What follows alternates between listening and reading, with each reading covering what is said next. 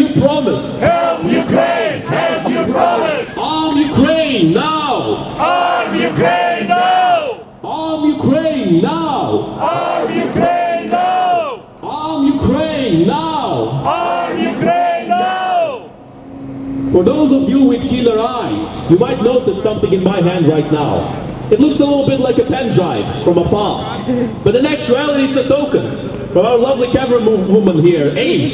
Subscribe to Ames Media, by the way, don't forget. This is a piece of metal taken from a Russian tank in Ukraine, made into a little, well, you could call it a tombstone for the previous inhabitants of that same tank, of that dumpster fire that the Russians sent to the battlefield. Thank you. I will read what's written on it. It's a very quick message. Made in Russia, recycled in Ukraine.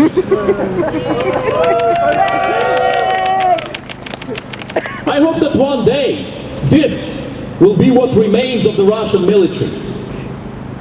Little tokens, little memories of their dumpsters on wheels. But my friends, to come to that day, we have to think outside of the box. Our enemies are helping each other. Russia, Iran, North Korea. They're cooperating very closely. And they are laughing in the faces of the free world. When the free world is looking at each other and saying, no, to help Ukraine is not in our benefit. No, to help Ukraine, oh, but we're tired from the war, we want the war to stop. What happened after 2014? People did not want war. They wanted peace. They wanted appeasement. They gave away Crimea. They gave away the Donbass. And of course, the war stopped. No. The war continued throughout the years. And the war escalated when Putin felt like he could escalate it safely for himself. The only way to deal with a bully, the only way to deal with somebody who's trying to abuse you, is to show them that there are consequences for their actions. If they feel like they can get away with whatever they want, they will do it. You can be sure of that.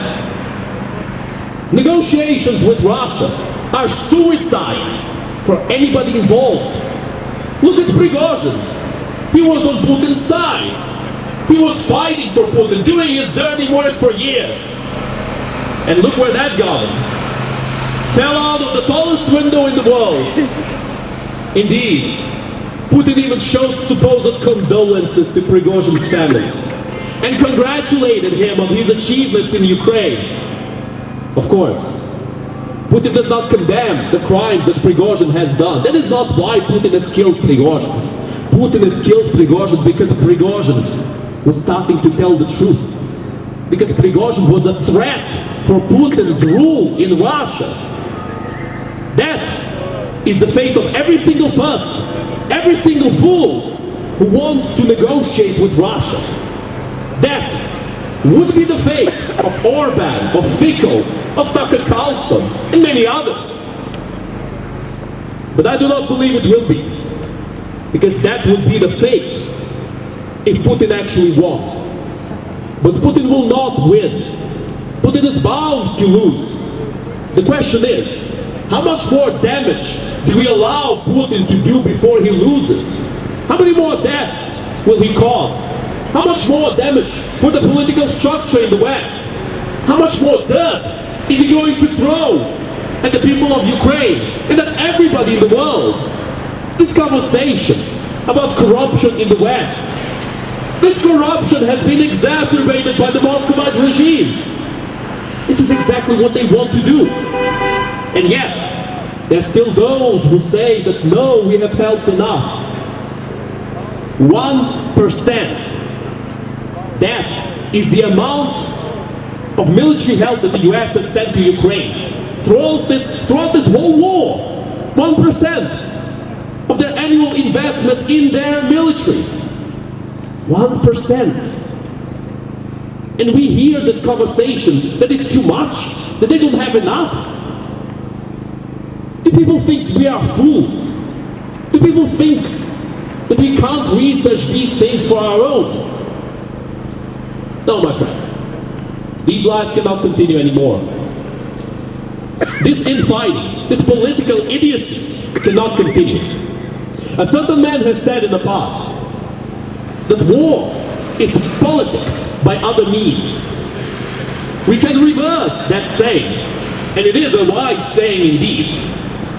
We can instead say, politics is war by other means. And that is where Russia is taking this war. Russia knows it can't beat the Ukrainian people in the battlefield. That is why they're trying to beat Ukraine in the hearts of the West, in the hearts and minds of the people who support Ukraine. That is why our work remains important. That is why our work is more important than ever before.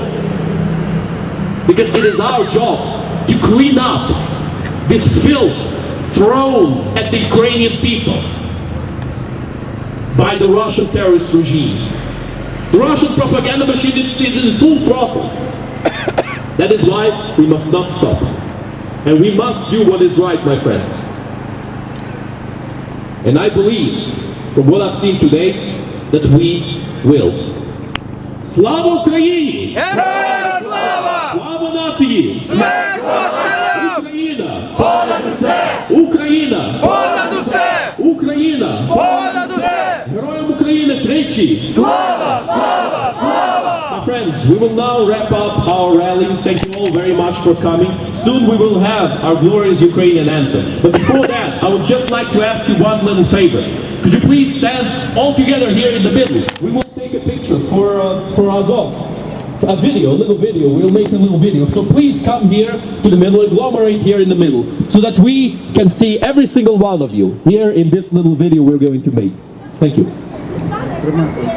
Whilst we are doing that, there is a notification from the coordinators of the rally. During the next week, there are going to be tube strikes across London. Please plan your journeys accordingly so you can come here and then be able to come back home. Дорогі друзі, наступного тижня будуть відбуватися страйки в лондонському метро. Будь ласочка, перевіряйте, як вам сюди доїжджати і як вам повертатися додому, щоб ви ніде не застряли. Дуже дякуємо.